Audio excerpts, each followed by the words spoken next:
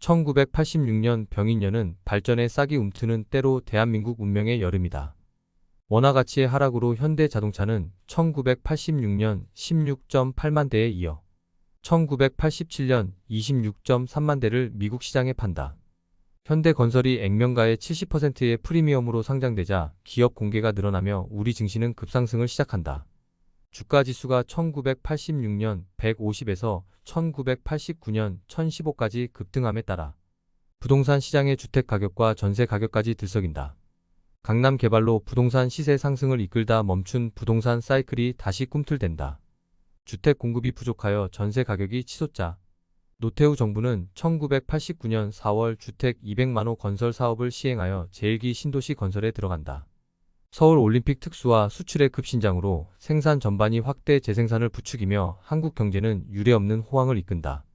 1989년 기사년은 대한민국 운명의 여름. 대서로 열기와 습기가 최고조에 이르는 한 해 중 에너지가 가장 왕성한 때이다. 그러나 유례없는 호황을 이끈 한국 경제는 양질 변환의 시기를 맞는다. 미국의 검은 월요일과 일본의 버블 붕괴로 초래된 세계 경제의 태조 속에 국내적으로 금리 인상과 원화, 절상, 임금 상승의 장애를 만난다. 1987년 10월 19일의 블랙 먼데이는 세계 증시 역사상 최악의 폭락 중 하나로 기록된 사건이다. 다우존스 산업평균지수가 하루 만에 약 22.6% 추락하며 세계 각국의 주식시장이 동시에 큰 폭의 하락을 경험한다. 연준의 금리 인상과 달러 약세 외에 당시 주식시장에서 사용되던 컴퓨터 기반 프로그램 매매로 폭락이 가속화된다. 프로그램 매매란 일정 수준의 가격 변동이 발생하면 자동으로 매도 주문을 실행하는 시스템이다. 시장이 급락할 때 추가적인 매도 주문이 이어지며 하락을 증폭시키자 이후 증권거래소는 자동으로 거래를 중지하는 서킷 브레이커 제도를 도입한 바 있다. 미국이 만성적인 글로벌 수요 부족을 해소하기 위해 달러 가치의 안정 속에 내수 부양을 촉구하자 일본은 저금리와 부동산담보대출의 파격적 완화 조치를 취한다.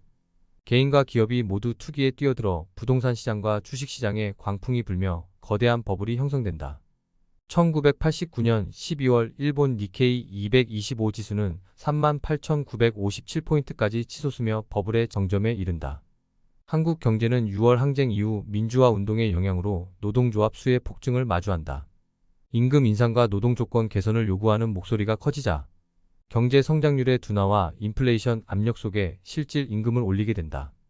게다가 주택 200만 호 건설에 따른 인건비와 단위 노동 비용의 상승으로 생산 비용이 치솟는 가운데 환율 조작국으로 지정됨에 따라 환율 인하 조치까지 취한다. 금리 인상 속에 1989년 원화 가치와 임금 상승의 삶고 불황을 만난 한국 경제는 주식시장마저 하락세로 돌아선다. 1972년 8월 3일 사채 동결 조치로 기업들의 숨통이 트이자 한국 증시는 본격적인 성장을 시작한 바 있다. 박정희 정부가 1974년 5.29 특별 조치를 내려 기업의 공개와 상장을 촉진하자 종합주가지수는 1971년 22.41포인트에서 71.63포인트로 오른다. 주가지수가 150포인트에 이른 1986년은 주식 60년 주기의 시작점으로 일반인들이 증시에 관심을 기울이기 시작한 때이다.